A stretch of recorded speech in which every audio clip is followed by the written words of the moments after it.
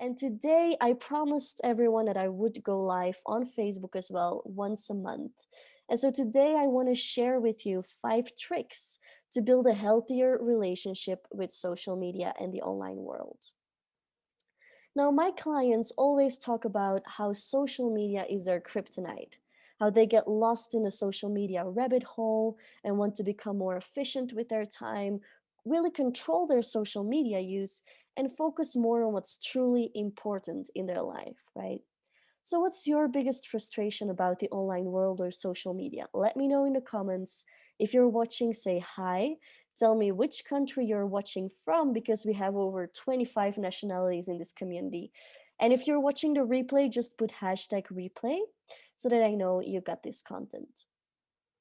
So next week we have an online working event. I also an online networking event. Sorry, I also wanted to tell you about this. You're super welcome to join. I'll post the link. I'm posting the link right now in the comments. There we go. So it's for anyone really who wants to join, who wants to meet healthy high achievers all around the world. You're super welcome. So let's get started. This past year, we've been living mostly online. Zoom parties, Zoom meetings, Zoom everything. We've been locked up at home with our phone glued to our hands. Now, luckily, we had the online world, right, to stay connected.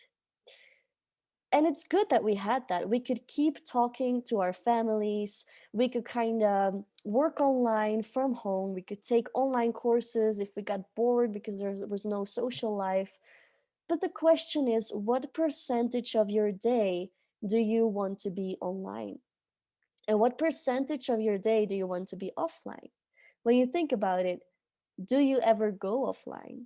Or is it always your phone or laptop? They're always there, right? So you might say, yeah, I love being online. This is not a problem for me. But most clients of mine, they do realize it's their kryptonite. It's very often something they want to work on. They know they lose lots of time, and it's like a black hole they get lost in once they start scrolling. It's like grabbing your phone for something, but then you start scrolling, you get lost on Instagram and Facebook, and an hour passes and you can't even remember why you grabbed your phone in the first place. Is this recognizable to you?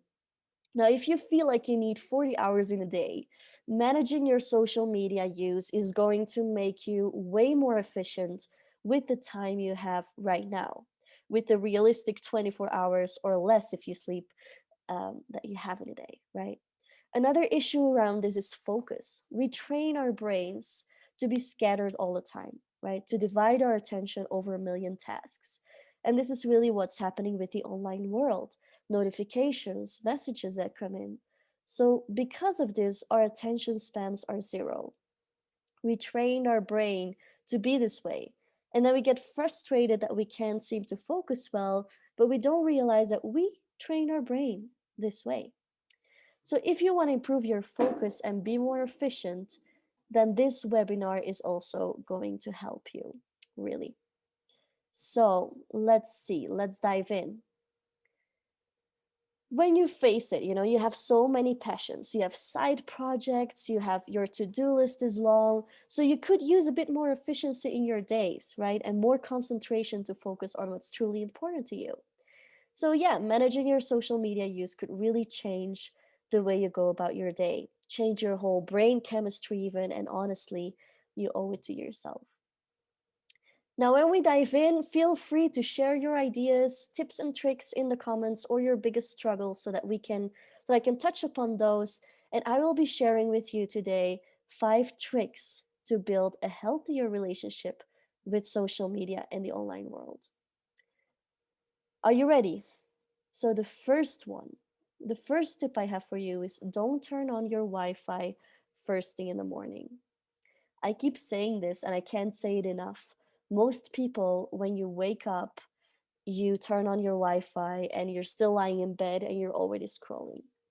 What you don't realize is that your brain is super susceptible to any influences in the morning. It sets the tone for the rest of your day. What you feel, what you think, what you see, what you take in those first 20 minutes of your day, that's going to set the tone for the rest of your day. For example, It may sound like, I don't know if this is true, but for example, you wake up late and you didn't hear your alarm and you're gonna arrive late to work. You're rushing and you're getting ready in like this super stressed and rushy state. How do you feel the rest of the day? I bet you feel the whole day just feels kind of off, doesn't it?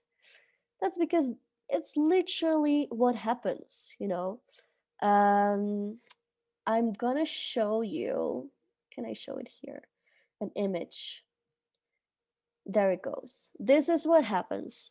You have cortisol is kind of your stress hormone, as you know it, but it's also your get up and go hormone. So in the morning, you can see this line, and it's that when the sun is up, cortisol goes up and then it goes down, and in the morning goes up again. This is the night, right? Melatonin is your sleep hormone. So that one is low during the day because you're awake.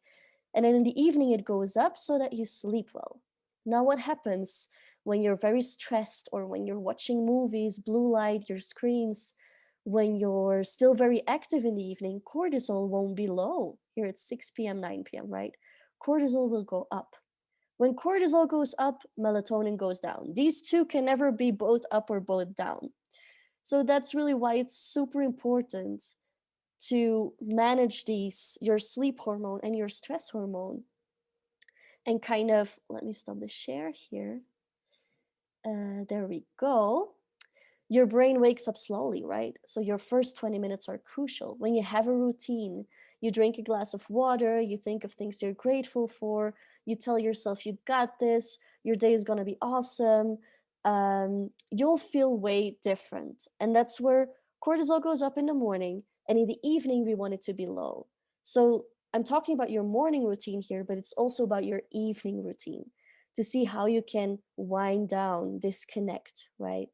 Because in the morning, you just want that sunlight to go in and you want that cortisol to be up and you want to wake up. But if you start your day scrolling on social media, for example, you have so much input already in your brain, you're processing so many things, your brain feels scattered over a million things, a million posts that you see on your feed to process, and you don't realize how much work you're giving your brain, and it just feels scattered all over the place. So, what does your morning routine look like right now? Put it in the comments, share it with us, and let's inspire each other. So, are you ready for the second tip? There we go. Let's see. When you scroll your feed, choose inspiring content. Set your intention. What am I looking for? What am I doing here? And only do that, right? Don't get lost in a social media rabbit hole. So, first, these are two things actually. First, you choose inspiring content, and secondly, you set your intention. So, first, when you choose inspiring content, you need to realize that you have more power than you think. You can choose who and what you follow. So, you can follow gossipy stuff, bad news, people you envy, or people who are not really part of your life anymore. Or you can support yourself with positive emotions, right? Choose healthy content, focus on positivity, boosts of motivations, things that make you laugh, things that relax you, right? And the second thing is set your intention. Sometimes you grab your phone without thinking, like I said, an hour passes and you don't even know why you grabbed your phone in the first place. And then you're like, oh yeah, I was going to send a message to my landlord. Oops, I forgot. So literally tell yourself why you're picking up your phone.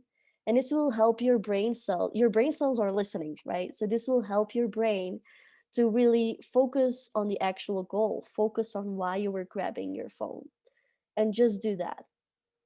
Now that ties in into my third tip. The third tip I have for you is a buffer zone.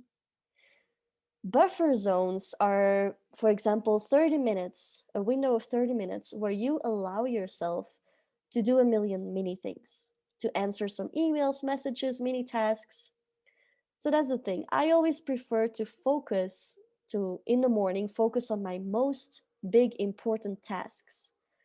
And after that, I have a buffer zone to do a bit of everything that comes up, to answer some emails, to just answer some messages, so that they're not scattered over my day. I gather them together, and then that's my 30 minutes of doing a bit of everything. So some emails are urgent, but let's be honest, most of it can actually wait at least an hour so that you can really focus on what matters that moment instead of the whole day being there available for everyone, answering messages and emails the whole day long, right? So you decide for yourself how many buffer zones you need in a day. Do you need one, two, three? Create a couple of them in your schedule and you'll get a lot more done. The fourth trick I have for you is leave your phone at home and practice being present, practice mindfulness. Now, this is, for example, when you go for a walk or you go to a shop and you forget your phone, how do you feel? Do you feel weird and a bit naked? That's because disconnecting is a practice. It feels weird at first when you turn off your Wi Fi or you don't have your phone with you. It really does feel strange. But when you practice being present, you start with your walk or when you're waiting in line or for your train or whatever you're doing, be present. Whenever you have these 5, 10 minutes, use your senses. Just look around. Live in the moment, right? See whatever you're seeing, whatever you're hearing at that moment. Use a bit of mindfulness and just do nothing.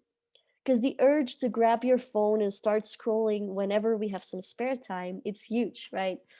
But remember, this is more and more input into your brain. And you need to give your brain a break from now and then. So it gets easier over time, right? You start small with a window of 10 minutes and then you just keep building it up. Maybe you want to have an offline day, an offline evening. And this is how you train your brain to have less input, right? To have less information, to really disconnect, to be present and practice your mindfulness. So I have a 10-day audio series called Give Your Brain a Break. And that really has like 5-minute audios every day for you to take a break to show you that only 5 minutes can really restore your body and your brain. Sometimes when we have a pause of 5 minutes, we start scrolling on our phones. But when you take a look right here, I'll post it in the comments as well. Day one is free, so you can just test it out for free and you'll see that your brain just really you can disconnect, you can take a break in just 5 minutes. All right, achievers, people, the last trick is a blue light filter. I always encourage people to have a bedtime routine, right? To wind down in the evening, which includes turning off your Wi-Fi, do something relaxing offline.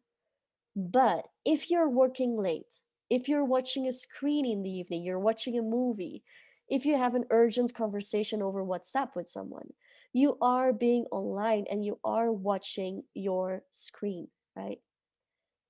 And a blue light filter has a red color because the blue light from your screen stimulates cortisol in the body, which needs to be low in the evening. Remember the graphic I showed you? Cortisol needs to be low so that melatonin, the sleep hormone, can go up. So if cortisol is high because you're watching a screen in the evening, you're getting a lot of blue light in, melatonin will be low and you won't sleep well. So I actually teach this concept about what happens in the body in the evening and how you can improve your sleep in the group program From Clutter to Calm.